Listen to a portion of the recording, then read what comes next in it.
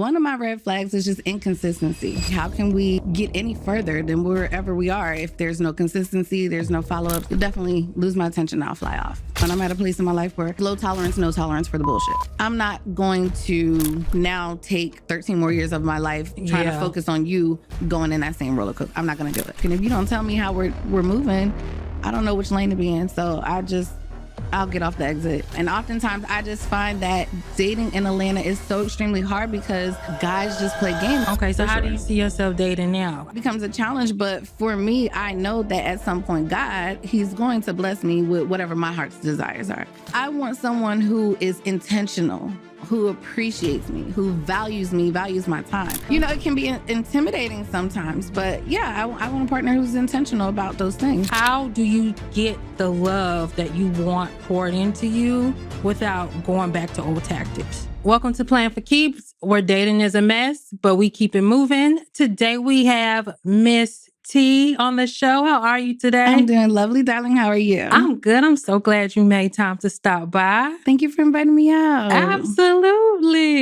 So let's dive right in. Tell us your age, if you're okay with that. Tell us a pet peeve, a red flag, and tell us what you do. Okay, so let's see, my age, honey, darling. I just turned 41. Yes. That's 40 WON. This is winning season, so this is 41 for me.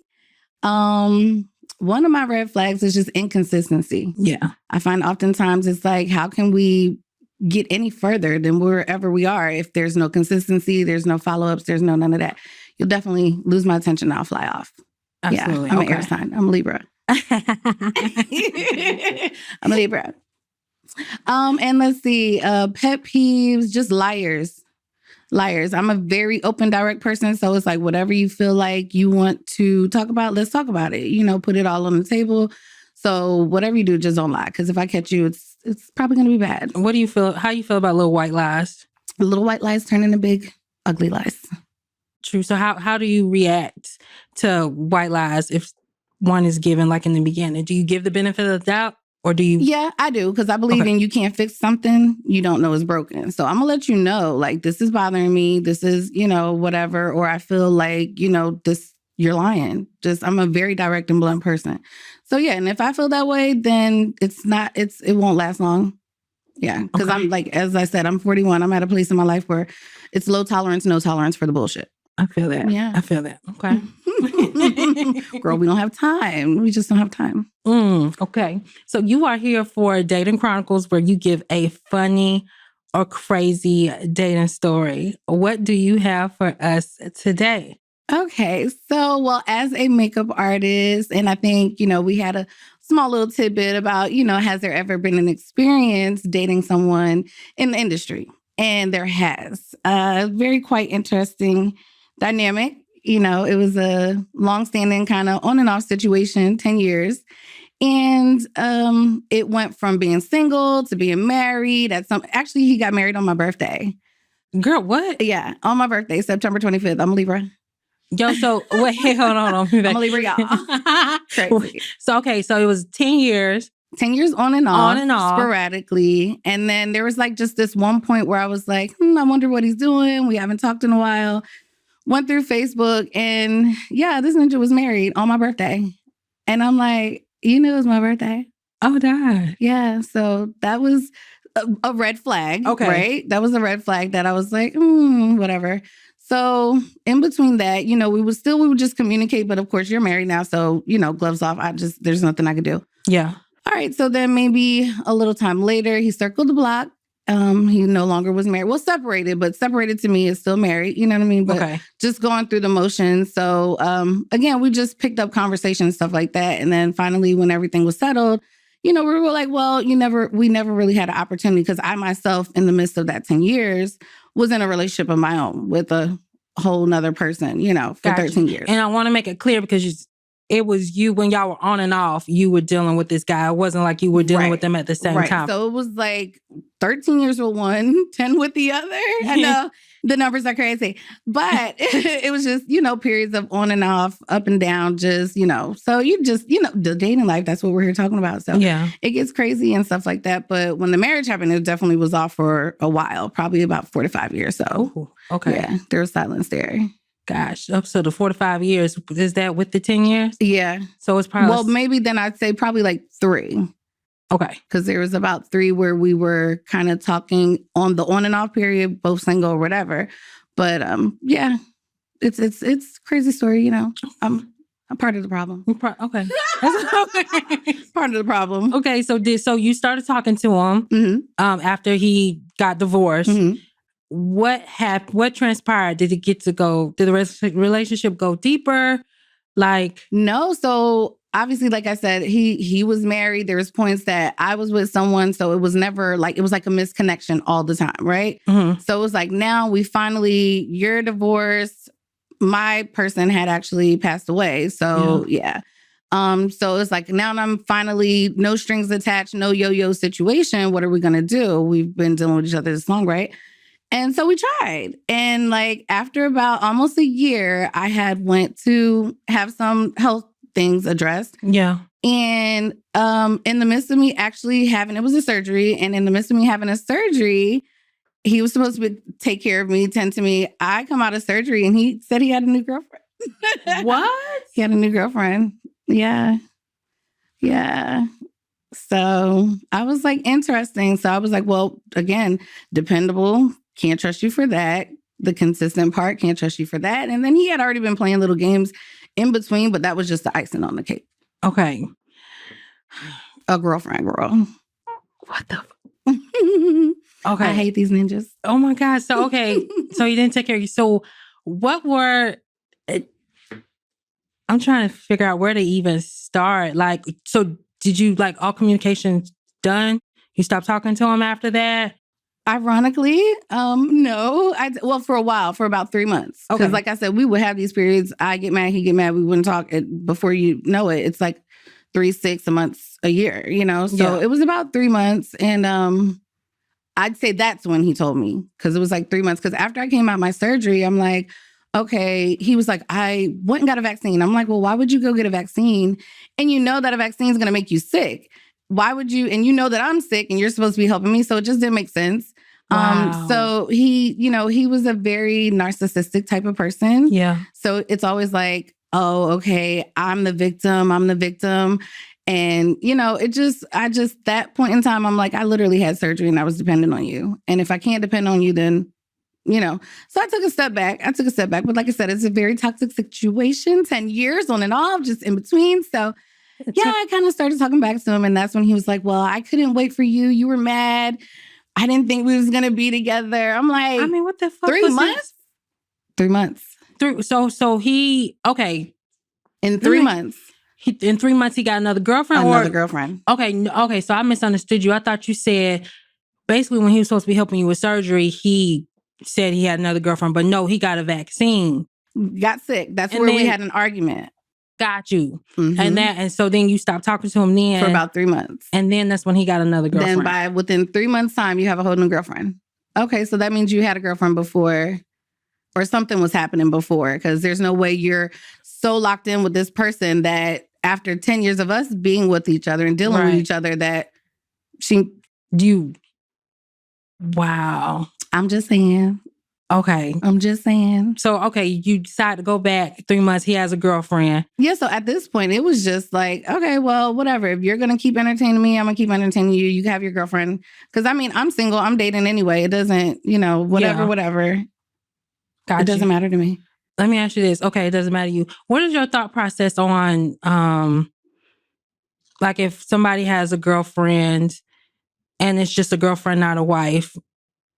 How do you feel about that? And you're interested in the person, they're interested in I feel like you're single until you're married. Got you.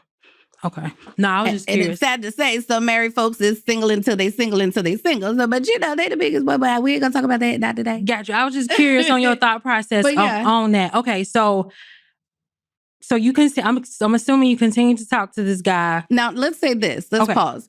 If it's a serious relationship, you've really been if you might not be married, but y'all have been together, y'all have a family and stuff like that, then no. But if it's just like, yeah, I'm kind of dating and I'm talking to other people and you make it seem casual, then I'm going to treat it like it's casual. Right. That's what I was thinking. Like, because some guys will. But I mean, if you have like a whole family and you've been dealing with somebody 2-3 years, and I respect that. Like, no, you might need to try to, make amends with that and work that out. Right. Got you. So you dealing with him. I have a little bit of morals. A few.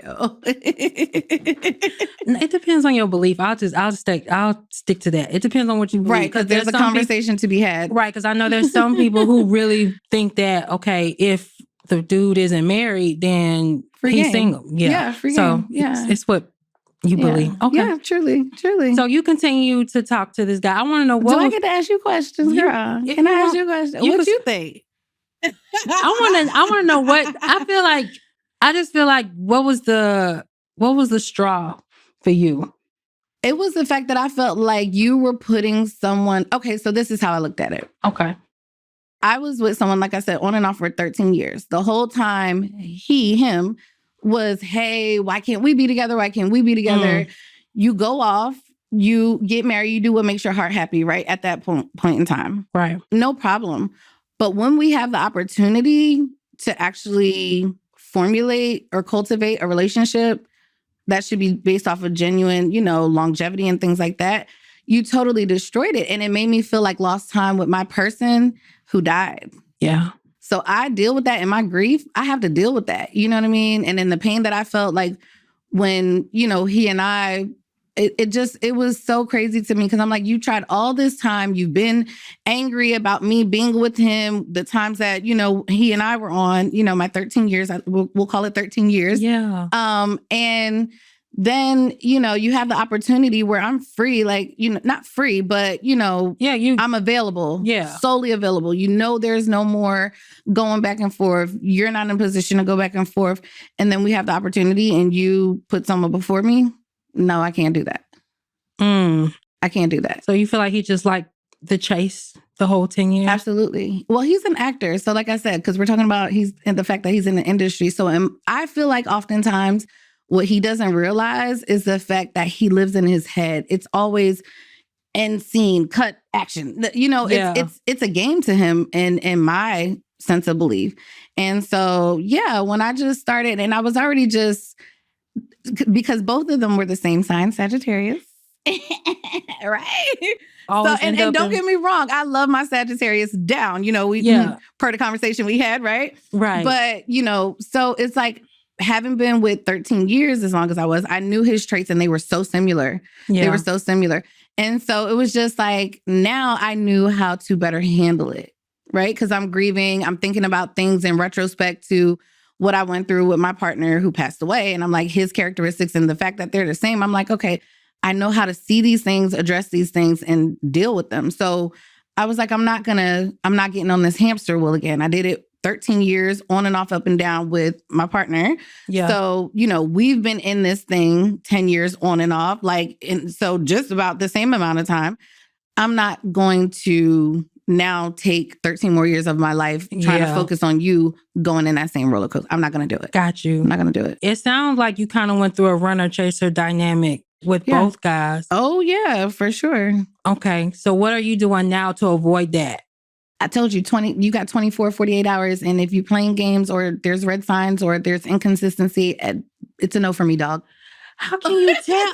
It's enough for me. Like, I'm not dealing with any bull crap. You know what I mean? Like, I just don't have time. Yeah. I'm 41 now. You know what I mean? And having lost someone that young, my partner, right? It's just like life is too short. So it's either what are we going to do? What are we going to do? And oftentimes I just find that dating in Atlanta is so extremely hard because guys just play game. Like I said, you even have the married ones, the taken ones that are just as bad as those that claim they're single. So it's just like, and oftentimes men like to say, well, it's you could wait, you women. And I'm like, no, we know what we want. We're more assertive. You know what I mean? And if you're honest, right, going back to one of the things that I just don't like, the dishonesty. If you're honest, you don't know how I'll play the game with you. Okay. See, okay. I get it. You don't know how. Just let me know, though. But if you're lying about it, Like I said, you can't fix stuff you don't know is broken. If you don't tell me how we're moving, I don't know which lane to be in. So I'll get off the exit. Or do you just want to get off the exit altogether with dudes who want to play? Hell yeah. I'm about ready, girl, honey. I'm about done. So besides the 24 to 48 hours, how else are you trying to make sure that you don't end up in a runner chaser dynamic? Just looking at myself, and just understanding right now, I am really in a space, like I said, I'm still kind of grieving myself, right? Yeah. My partner's been gone since 2022. It's 25. And actually, still early. 5 more days will be the 3-year anniversary. Wow. So I'm still processing through that. Not to say that I don't feel healthy enough to date, because I do. Because again, it has made me a lot more assertive, a lot more sure of what I do want to deal with and what I don't. So, that part of it all. But I am, kind of more focused on myself. So that's a big change, because I'm a nurturer. I'm a giver. So it's like. And do you think because of that in the past, that's why you ended up in those runner chaser dynamics? For sure. Okay. So how do you see yourself dating now? I know you said more assertive, but how would you use that assertiveness versus what you did in the past? I don't give nothing. You don't give nothing? I don't give nothing at all. It's like, no, you have to prove to me, which is a challenge. That makes it a challenge, because most guys these days, they so sassy, honey, girlfriend. They want you to chase behind them. They want you to smell their ass. Like, I don't have time. I'm not going to do it. So it becomes hard. It becomes a challenge. But for me, I know that at some point, God, he's going to bless me with whatever my heart's desires are. Gotcha. So, yeah. So you say you don't give nothing. Is that more material, more tangible? As far as like personality, or what would you give personality, there? You're going to get what I give. Like, this is who I am. This is just who I am. Hate it or love it. Like I said, I'm a very direct person. Mm-hmm. Oftentimes I know that most guys, they don't like a woman who has a voice, but it's just like, but then the weird part about it is they'll go, oh, I like that you're so sassy and you're so this, so that. And it's like a catch-22. Like, what do you mean? Like, you like it, you don't like it. I don't know. But yeah. They like it until you have to confront them, and you got to tell them about themselves. For sure. Yeah, that's what it is. That's what it is. So, I mean, yeah, I'm not going to say I don't give any. I give what you give. That's what I give. So you don't give more than that now? Nothing more. I can respect that. If you call me, I call you. If you text me, I'll text you. It sounds like tit for tat, pity petty, but it's really to protect myself, because I don't ever want to find myself giving more than what that person. I want that person to be. Well, we'll get there as far as what I want, but yeah, you can tell me now what you feel you want. I want someone who is intentional, who appreciates me, who values me, values my time. Because one, I am a hard business worker. Woman, Okay.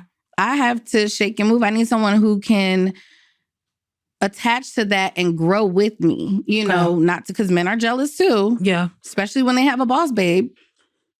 I'm just saying, so, it can be intimidating sometimes, but yeah, I want a partner who's intentional about those things. I have a question for you. Mm-hmm. Is someone who is a giver, who pours themselves into a relationship wholeheartedly in the past.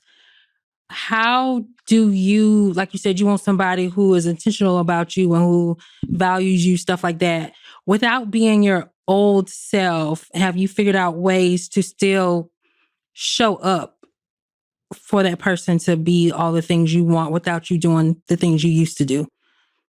That's something I'm struggling with. So I'm wondering. Give that to me again. Let me break that down again. Like, okay, I'm assuming, and you tell me, you're somebody in the past who would basically pour your whole self into a relationship. Correct. Right? Go above and beyond. Correct. Probably wasn't getting the same that Absolutely. You were pouring in. Because maybe you felt that, okay, that's how I get the other person to do for me, right? You no longer want to do those things. You realize, okay, that's not necessarily the right way.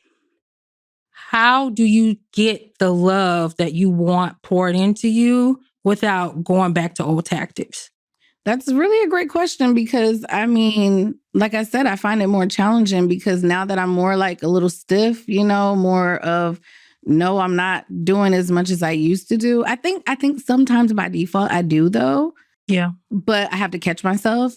But that's a great question. I don't even know if I really have an answer for that. It's just, if I see myself doing it, recognizing it and put a pause on it, because I really think, like I said, I feel like we're dealing with a time now where guys want us to do so much. So when we're not doing those things, we're not pacifying them, we're not treating them like our freaking children, or a project. Because to me, I'm sorry to say, and I don't know if that's maybe because I am a shaker and mover and I'm a boss babe, but there's so many projects. And when I say projects, it's like, I have to fix you up. I have to get you together. I have to motivate you, encourage you. And don't get me wrong, I'm all for, encouraging my man. Don't get me wrong. But it's just like, it's just so much work that they want us to put into them. And it's like, I, again, don't have the patience and I'm not going to do it if you're not already kind of where you need to be, meeting me halfway or a little bit. I really am in a place where I prefer a man to be a little bit, so I can learn from him. I'm tired of like having to be the one teaching and doing. And so, I mean, again, to answer that question, I don't even know, because it's the men. It's the men. It's not my problem. No, I'm just playing. I really don't. So you still discovering and figuring that out for yourself too? For sure. For sure. I was just curious because I know a lot of women who, because I know I can also relate to you as far as like finding the project and trying to put them all. And trying to put in the building the boat and all of that stuff. I don't want to do the Like I said, I'm 40. Okay, so another tidbit about me. Okay. When it comes to my age, my birthday and things like that, I buried my mother on my 25th birthday. Wow. Right. So my life story my life story is a story to be told. And we'll get there one day, right? Yeah. Oh my God. So for me, every birthday is like a leaf. I call it my leaf turning moment. Yeah. Right. So 40 for me is a leaf turning moment. 41 for me, it's like a rebirth. So it's like things that I did last year, the years before that, the 40 years before that, I'm not doing it. And I just can't. I can't. And I don't have children. No kids. Just saying, shout out to I'm just saying, but so it's like, I don't have kids. My person that I trusted the most, even though we had our ups and downs, that person's gone. My mother's gone. It's like, wow.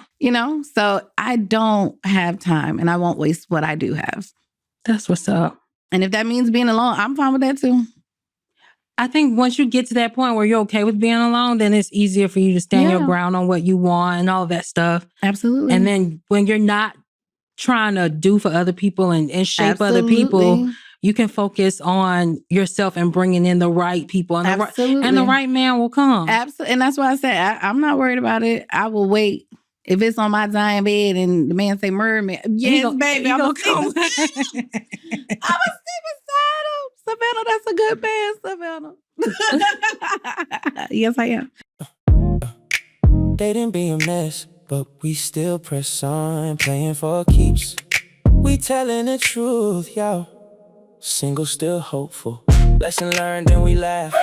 Crazy stories, real love. Let's get into it.